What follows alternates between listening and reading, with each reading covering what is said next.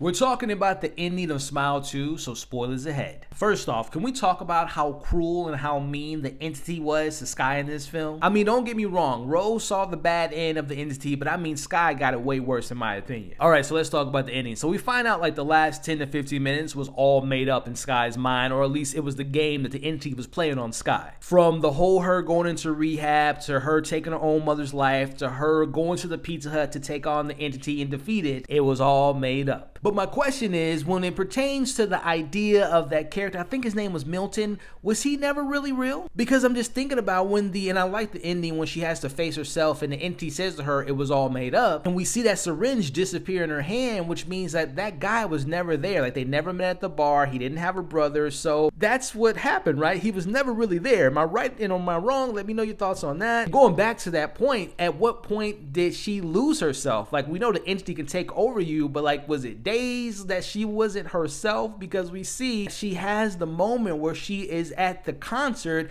but she never really even knew she was there. So my question in the comments is, when did she completely lose her mind in this film where there was just days that she didn't know that she was her? I was talking about the last moment of the film, which I gotta admit, I was kind of disappointed that we don't see her do what she did with shoving the mic in her face. Like, this movie's bloody as hell, but we don't see that scene. But as I digress, she does that, taking her own life, and all her fans see what she does, and they have their cell phones doing this. So that means, correct me if I'm wrong, the entity is gonna pick and choose, or are they all now possessed? Are the people that's watching this on a live stream now possessed? Which means, what the hell do you do in a third film? Is it the world now being possessed by this entity? I like that concept, but that's gonna be a pretty big scope and scale if they follow through with that. But let me know again your thoughts in the comments. When did Skye lose control of reality? Was that guy ever really there? And what do you all want to see in a Smile 3? Let's talk about it in the comments below.